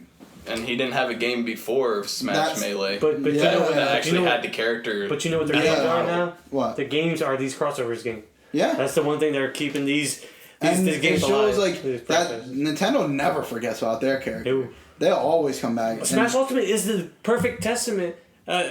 Yeah, Smash Ultimate is everything and anything you ever want, yeah. honestly. Like, when it comes to characters. The only problem I have with the guest characters in Smash is Fire Emblem. A little bit too much. Way too many. Well, they also have to put, technically, Fire Emblem's not a guest character. It's just a character. Well, I mean, crossover. Okay, yeah, but crossover character. That's my biggest issue, just because there's just so many. Just too much of that. Yeah, right. It's a meme now. How many Fire? Yeah. Like, there's always you have about a 40% chance that out of all of the icons and characters from other companies they could pull from, there's always a 40% chance you're just going to release a Fire Emblem. That's why everyone with the new Fire Emblem game, everyone's like looking at Nintendo like, don't. It's like, don't you dare. It's like, we do not want the protagonist of this new one. Yeah, there's a new one inside. That's the thing, I think. But I don't think they're going that route. No, I don't think so. It's they listen to their fans. It's complete guest characters. Ultimate is like, hey, this is probably the first game they're like, let's kind of make this with fans in mind. Because there's a lot of fan stuff in this game inherently, like obviously all the returning characters. Yeah. People haven't played, where's Pichu, where's all these characters, where's Young Link, back, where's Snake, back. Here we go. Like that, like honestly, and plus, I also feel like Smash was probably one of the only games where like their DLC system, I feel like was just like, hey, we're building these characters. Like it's not like we could have put these characters in the game. Like we're like, hey, we're building these characters that are coming as DLC. We have this base game already here, Yeah. It didn't ever feel like a cash grab. No. Because Nintendo doesn't need your money, extra money. They already got your billions of dollars from you buying the game. Well, if you think about how much they sell their consoles, I mean, besides the Wii U and besides the GameCube, even though GameCube was really good, it didn't sell. The GameCube's a cult now. Like people look back on it. It was a good system. Yeah. The Wii, 100 million. The DS, over 150 million. Yeah. The Switch is what's that? 30 mil? No, I think Switch it's 30 mil in Japan now. I think so. It might be a little higher. It's rising. Yeah. I mean, like even the 3DS, 90 million. Yeah. The original Game Boy, like the Game Boy brand, over like almost 200 million. Yeah, it's crazy. So like they sell units of their consoles, and people buy these brands. People can just have a Switch in their house and just have Smash Brothers. Yeah, that's why. I mean, that's why I just got Smash. Honestly, growing up in like when the Wii was just hitting, there was like nothing like the Wii. Like when the Wii hit, everything was Wii. Like everyone was talking about the Wii. It like was like a cult phenomenon. It was. Yeah, It was crazy. you couldn't get one outsold for 6 everything. months. Yeah, you couldn't get it for like 6 months after that thing And came then when out. Smash Brothers came out, you couldn't get it for a couple months. Yeah, like It was just sold out. like It was good. like the Wii was like something no one's ever seen before. Like it was crazy. I haven't seen a console release like that. No. That On that like, level, demand. never. The demand was was crazy. extraordinary. Not since. Not since the Wii, and probably won't ever see it again. Honestly, Not really. No. it appealed to so many people, so many demographics. Every person on the planet, the Wii had something appealing to them. I think the timing Straight was up. perfect. Yeah, Because we have technology like that now in like kind of basic everyday things. Right. But we didn't have it then for the Wii. It's like, oh, now I can point this. Yeah, straight up. It was kind of like just a gimmick, but it was a fun gimmick. Yeah, Like, we it had was all a kinds of unique fun gimmick. things. Like Yeah. it was like future tech in reality. Yeah, kind at of. that point. But to get back to Smash, Yeah. this is the testament of how great the franchise is. Any new Nintendo product that comes out, the question always is pointed out, when's the new Smash coming out? Yeah. Like, that's not just like something we say, it's said to millions. Yeah, like When's the new Smash coming out? Right, outside of the Yeah. fighting game community. This is everyone is wondering. Right. It's like, say, we're dropping Switch X. Yeah. This is the next Switch. Right. Like, forget Switch. Like, this is our next system. And be like, oh, cool. So we're getting like Smash Bros. X with it. It's like, Yeah, it's not gonna exactly. be launched. It's never on launch. But when we No. get the next, and these are like Joe Smosh. This isn't like your your zeros Yeah. or your top Smash players Right. like that. These are just people like you and I. Because I will exactly. say Smash Ultimate came out like really early in the console's life cycle. it kind of did. Yeah, Yeah. it's like one of the earliest I've ever seen. Because usually Smash is like mid to almost late into a console's life. But that's because they plan on supporting it all through the Switch's life. Well, I'd say Brawl was 2 years later. Really? But it was supposed to be earlier. It kept getting delayed. Yeah, I got delayed a lot. It got delayed till 2008. Like a whole year. And we didn't Yeah. know Brawl till like a couple months beforehand, right? I mean Ultimate. No, oh, you mean Ultimate? Yeah. We learned about Ultimate during a direct. I think Yeah. you're thinking about MK. Oh no, because I thought Ultimate like we knew like a Smash was coming, but we didn't get the reveal. I think we got a direct of Ultimate maybe like April of that year. Yeah. Then it came back in E3, Yeah. and then it came out that December. Yeah. And all through that, we're Yeah. getting like trailers and And, stuff. I like that. I like that like that less than a year window. Brawl was supposed to be a launch game, It got constantly. but it got delayed because it didn't go into development. Because I think it was Iwata actually. Because Iwata said at E3, the Wii is launching with Smash, and everyone was like, "What? What?" And then Sakurai didn't even know. Sakurai was watching. He was like, "Who told me that?" And then later Iwata was like, "Hey, can you make the Smash game for the Wii?" Literally, and all that happened within That's like true? that night. Yeah, that's 100% Wow, true. Like that's- so, like the fact that's that crazy for that. Yeah, I was like, "Yo, that's crazy, bro." That's wild, Like, bro. but I think obviously it's how Nintendo has the reveal set up now. It's more realistic. Oh, it's way more like controlled. Yeah, exactly. It's not in-house. just spontaneous It's in-house. like, yo, that's happening. But all that I think attributes to just how Smash can get away with so much. Because the core roster is Nintendo owned properties, so it's like not even like a big. It's not as crossover. Right, you could really call it a crossover. But there's a lot of Different third party companies. stuff in there now. Like we have Snake, The- Sonic. The one thing I do like Joker? in Smash, they keep the characters like model are from their games. Yeah, they're Yeah, modeled. they don't try to make them all similarly, cartoony. Like Snake doesn't come in here Yeah, looking like like a- Mario or like a- And I something. think yeah. that helps differentiate every character that's there. It's like, okay, that character's from that world Yeah. and that world. And I really, truly admire that. I also think at this level with Smash, it's more of a privilege to be in Smash. That's what it feels like. It's not like Smash asks you. You don't ask Smash. Like I think that's what it is at this point. Joker. Like like they weren't like Atlas and was like, hey, can we put Joker in this game? Like that wasn't Atlas's call. Sakurai. That was Sakurai's call 100%. You can't just walk up to Nintendo and Smash and be like, can we be in your game? Because they're going to be like, no, you're not in our game. You're crazy. And at this level, it's like I feel like if it wouldn't always make sense, but if Sakurai asked any person in like the gaming world, and maybe even outside the gaming world, if they wanted their character to be in Smash, I think it'd be yes. I think any character could be in So Smash. accessible to the whole world. Like, If any person said no to that question, yeah, they'd be like, "You're stupid." Yeah, you look dumb. The fact you that- look dumb. the fact that they went to id and I mean this is rumor to get Doom guy. Yeah, Right, if just Doom rumor. guy shows up, first of all, dumb hype. Yeah. But that would just, it's just wild. They went to Bethesda and id. For real, like to So- get and Persona and Bayonetta, like I don't like Bayonetta, I was going to touch on Bayonetta. but later. like what? Like that's crazy. Even Square.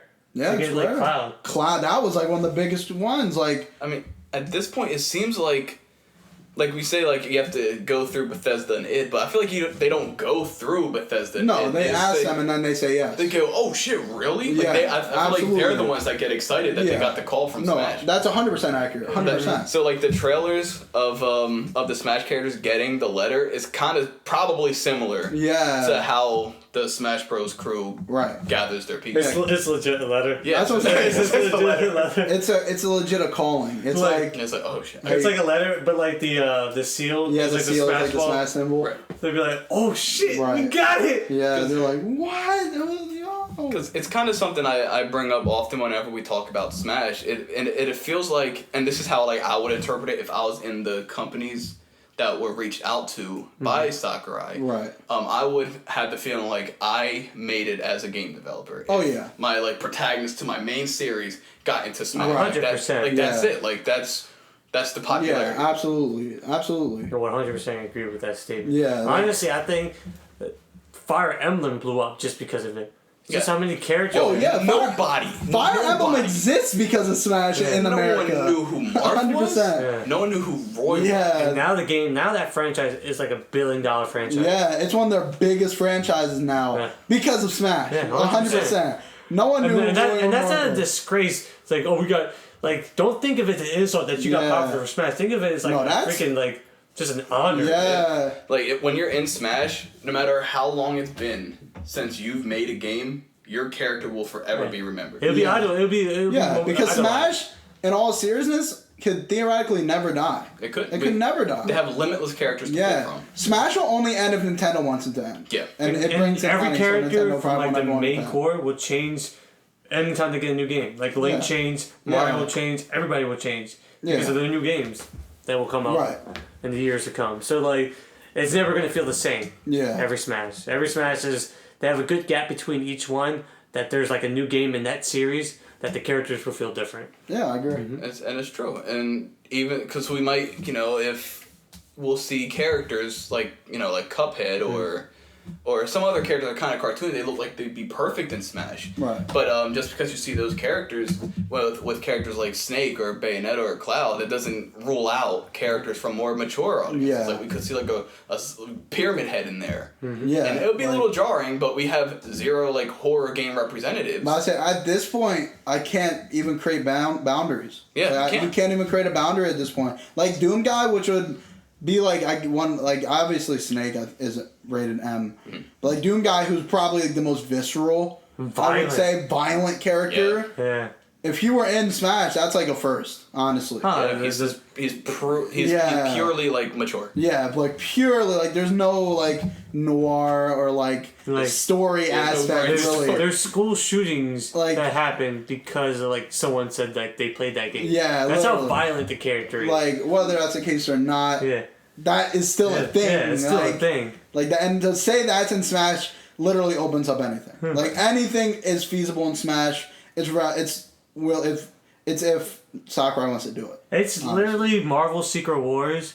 All they wanted to do was promote toys, so they made a big event in the comic books. Yeah. All the heroes and villains. It's the same thing. It's like, let me get all my Nintendos, all my, you know what? Fuck, not even Nintendo. Let me get every video game character in the game. That's essentially. basically what Smash has become. I wouldn't even be surprised if like by the end of our lives, like it's not even like Smash anymore. It's like it'll be Smash, but it's just like characters from just everything. Yeah.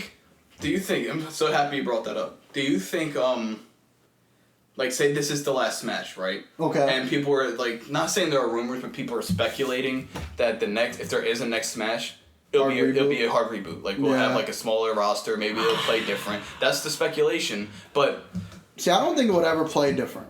You don't think so? No, I don't think it'll ever play different. I won't be surprised if we get a hard reboot when it comes to character roster. That's what I'm talking and stuff about. like that. I wouldn't be surprised if something like that happened. I don't think we'll ever change the gameplay style. Yeah. If it maybe was like a bit of a smaller roster, maybe half the roster, but it's not predominantly Nintendo. You have your Nintendos. See, how I see that working for me personally is if you do something like that, you need core characters, and I would want core characters, and then just new characters. It's just new characters. I would want just straight new characters, like, so you can go, like, straight go back, like, so we can just completely start anew. I don't even, like, obviously you'll probably have, like, let's say you only have Mario, Zelda, Samus, just like the main Donkey Kong, Pikachu. Let's say you literally have the headliners from every one of those series,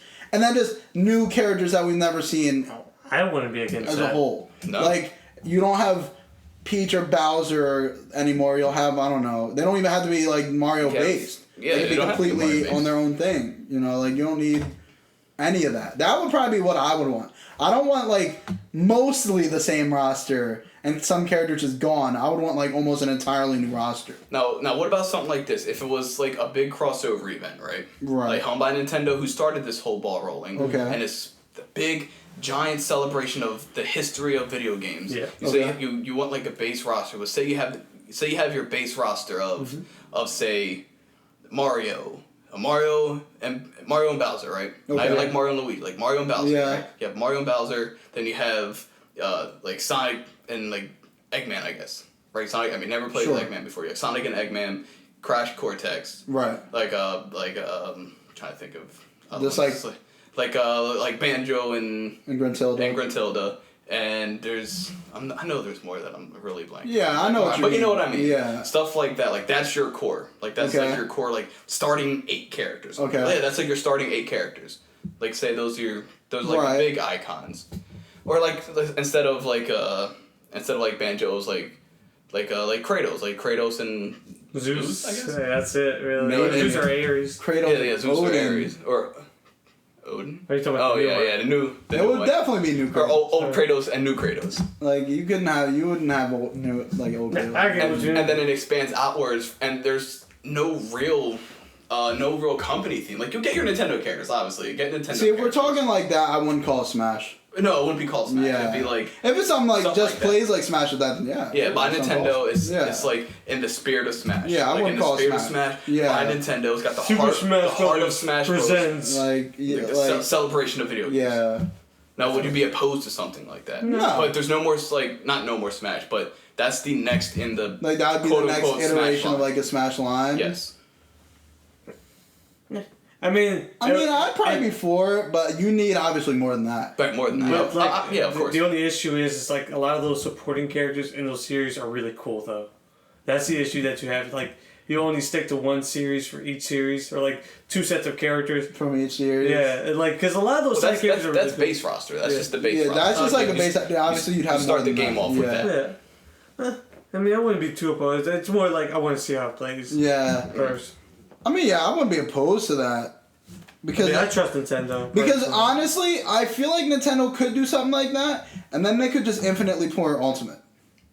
Like, just keep porting Ultimate, or even if they wanted to do that, just keep supporting Ultimate forever. Yeah, I mean They could have this whole new thing, which is essentially like a new Smash.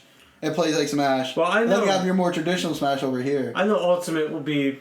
This is the only Smash game we're getting for at least a Switch until whenever they make the new console. Yeah, I thought. So, like- I Well, they've agree. never made 2 Smashes for one system. So No. never believe, and I will say this right now, never believe the rumors that this is the last Smash. Never believe it. No. This is a $1 million like idea that they will never let die. Same thing with consoles. Never listen to, oh, this is the last console. They've been saying that since the PS3 era. So, because trust me, companies want money and companies will find a way to make it. Yeah. So this is not the die Smash. No way. Okay? They will support this game until the next Smash comes. Honestly. I mean, that's just straight up facts.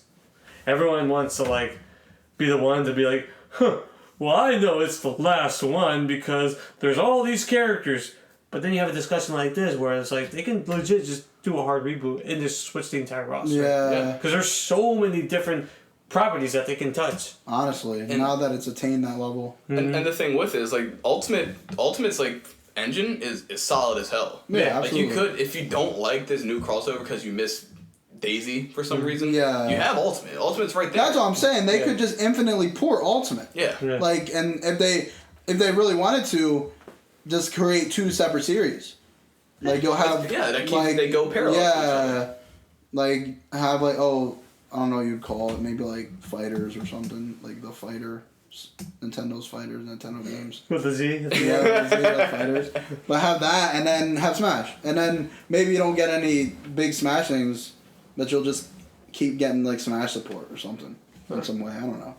But they could do that probably. Look, the fan will go to the next Smash game, that's all I can say. Yeah, oh absolutely. No matter how much they like bark and like whine, like they'll move on. Yeah. Same thing with Pokemon. Same, yeah.